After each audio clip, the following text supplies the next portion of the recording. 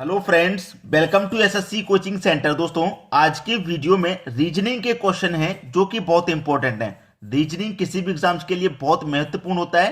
तो चलिए स्टार्ट करते हैं। पहला सवाल है, राजन ने राजन अपने कार्यालय से सीधे कैंटीन के लिए 12 मीटर चलता है। प्रश्न बहुत अच्छा है, ठीक है।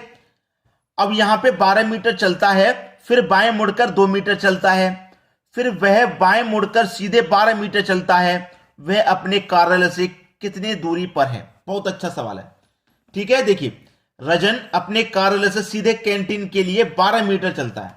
कैंटीन से 12 मीटर चलता है, ठीक है। अब हमें यह तो पता नहीं कि उसकी कैंटीन किधर है या किधर है, क्या किधर है, किस दिशा में चल रहा है, ऐसा कुछ नहीं कहा गया। रजन अपने कार्यालय से सीधे कैंटीन के लिए 12 मीटर चलता है। उसने ये नहीं कहा कि कैंटीन के लिए 12 मीटर तो चल रहा है, लेकिन हमें उसकी बात को पकड़ना है। 12 मीटर चलने के बाद वह बाएं मुड़ा, इस बात का ध्यान रखना, वो बाएं मुड़ा।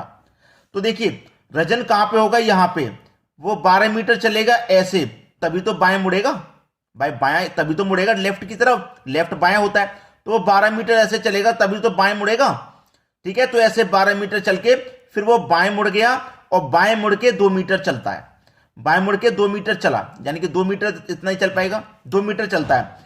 फिर वह बाएं मुड़कर 12 मीटर चला सीधे।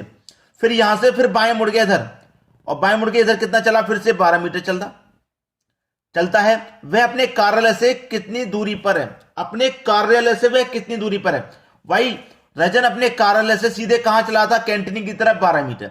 ये उसका कार्यालय है, यही तो है कार्यालय, ये कार्यालय है। यहां से चला था वो कैंटीन की तरफ, इधर कैंटीन की तरफ चला था 12 मीटर। फिर 2 मीटर लेफ्ट में मुड़ा, फिर 12 मीटर लेफ्ट में मुड़ के आ गया। अब कार्यालय ये है और रजन यहां पे है, वो कितनी दूरी पर है? जब ये वाली दूरी 2 थी तो ये वाली दूरी भी तो 2 है, तो 2 मीटर की दूरी पे ही तो है वो भाई। यूं गया, यूं गया, यूं आ गया। अब वापस यहां से कार्यालय जाएगा तो 2 मीटर ही तो बचेगा, यानी कि डी ऑप्शन सही जवाब है आपका, 2 मीटर की दूरी पे। बहुत सारे बच्चे क्या करते हैं, 12 और 2 14, 14 में फिर 12 जोड़ो, ऐसे नहीं। यहां से देखिए कितनी दूरी पर है। क्लियर हो गया ना सभी को प्रश्न? चलिए अब देखते हैं अगला सवाल। अगला सवाल है आपका, यदि 841 का रिलेशन 3 से है, 633 का रिलेशन 5 से है तथा 425 का रिलेशन 7 से हो, तो 217 का रिलेशन किस संख्या से होगा? 841 का रिलेशन 3 से भाई कैसे है? लॉजिक बनेगा कोई ना कोई, रीजनिंग है इसका नाम, बिना लॉजिक के कोई सवाल नहीं होता। 841 का रिलेशन 3 से है, तो हमें देखिए क्या करना है, इनके बीच में कोई साइन तो है नहीं, हमें अपनी तरफ से कोई साइन लेना होगा। जैसे मैं 8 के बाद में डिवाइड ले लिया, फिर 4, फिर 4 के बाद में प्लस ले लिया, फिर 1 बराबर 3 के आ सकता है क्या? मुझे लग रहा था आ सकता है, क्योंकि 4 से मैं डिवाइड करूंगा 8 में 2 बार में जाएगा, और 2 प्लस 1 कर दूंगा तो 3 हो जाएगा, क्योंकि ये 2 बचा, प्लस का साइन 1 कर दूंगा तो 3 के बराबर हो जाएगा। सही लॉजिक लगा कि नहीं?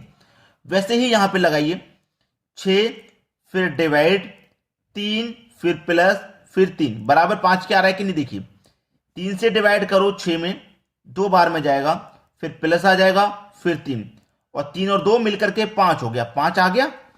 सेम लॉजिक लगाइएगा, 4 डिवाइडेड बाई 2 प्लस का 5 7 के बराबर आता है कि नहीं? 2 से डिवाइड करो 4 को, 2 बार में जाएगा, प्लस का साइन, फिर 5। अब 5 और 2 7 के बराबर हो गया। सेम लॉजिक लगा दीजिए, 2 डिवाइडेड बाई 1 प्लस का 7 कितने के बराबर आएगा? मालूम हो जाएगा। 1 से डिवाइड करो 2 को तो 2 बार में ही जाएगा, प्लस का 7। अब 7 और 2 कितना हो जाएगा? 9। आपके प्रश्न का आंसर आ गया 9, डी ऑप्शन। अब आप खुद सोच लीजिए कि किस लेवल का सवाल है ये। आसानी से सीखने को नहीं मिलता इस तरीके का प्रश्न। अब देखते हैं अगला सवाल। अगला प्रश्न है, यदि आज रविवार है तो आज के बाद 59वां दिन कौन सा दिन होगा? उसने बोला है कि आज रविवार है। आज कौन सा वार है? रविवार। आज रविवार है तो 59वां दिन कौन सा दिन होगा? कितना? 59वां। 59 लिखेंगे, 7 से डिवाइड करेंगे। हमेशा 7 से ही डिवाइड इसलिए करते हैं क्योंकि एक हफ्ते में 7 दिन होते हैं। 7 दिन के बाद जैसे 8वां दिन आएगा तो वही दिन रिपीट होने लग जाते हैं, इसलिए 7 से डिवाइड करते हैं, क्योंकि हमारा जो सप्ताह होता है 7 दिन का। अब इसको अगर मैं कटा दूं, 7 8 56 कट गया, 59 में से 56 कट गया तो 3 हमारा शेष बचता है।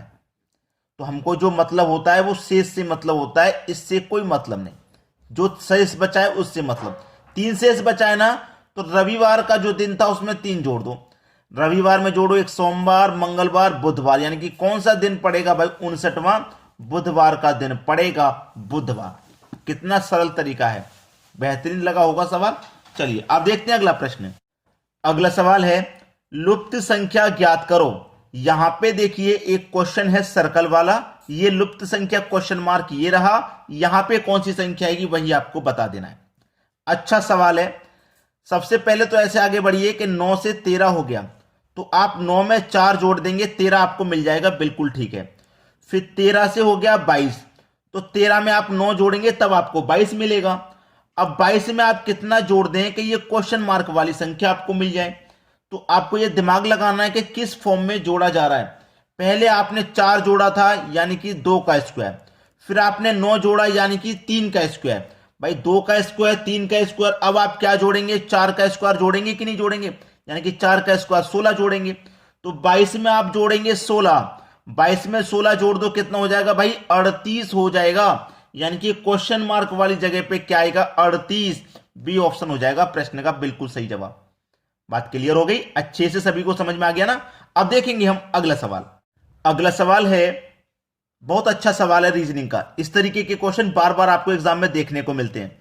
मैंने यहां पे x लगा दिया है, यानी कि x की वैल्यू फाइंड करनी है। क्वेश्चन मार्क की जगह पे मैं x लिख देता हूं, ठीक है।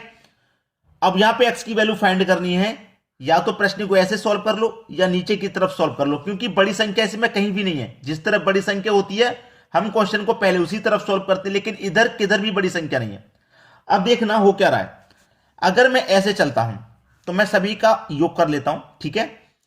4 और 9 13, 13 में 2 जोड़ो 15, 3 5 8, 8 7 15, 8 और 1 9, 9 में कितना जोड़ूं कि 15 हो जाए भाई? आप बोलेंगे सर 6 जोड़ दीजिए 15 हो जाएगा, यानी कि बी ऑप्शन सही जवाब।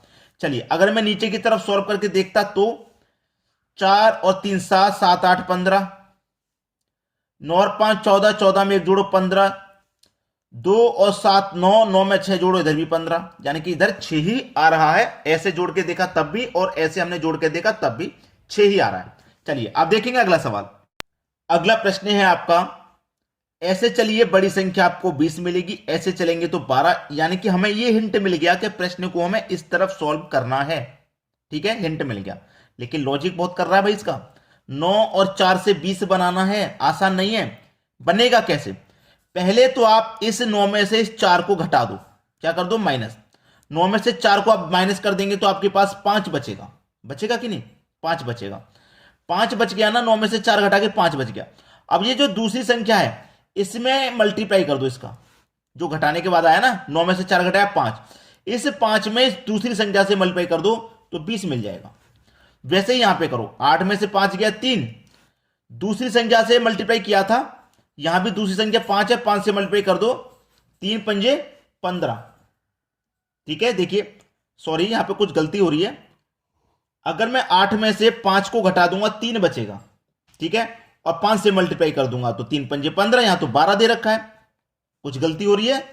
अब इसमें गलती को पकड़ेंगे आप, कैसे पकड़ेंगे? कि जब हमने यहां 4 से मल्टीप्लाई किया था तब यहां पे सही आंसर आया, तो मैं यहां पे भी 4 से मल्टीप्लाई करना पड़ेगा, तो 3 चौके 12, तभी तो सही आंसर आ रहा है 12। तो इसका मतलब यहां पे भी अब मल्टीप्लाई 12 से होगा।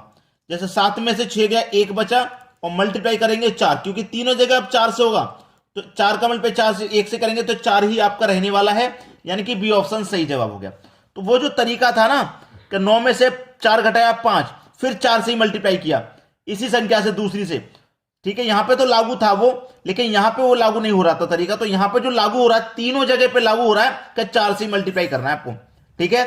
दूसरी संख्या से नहीं, 4 से ही मल्टीप्लाई करना है, ये हमारा तरीका था। तो दोस्तों आज की वीडियो में इतना ही। वीडियो को शेयर कर देना और लाइक करके बिना मत जाना, लाइक करके ही जाना, ठीक है दोस्तों। धन्यवाद।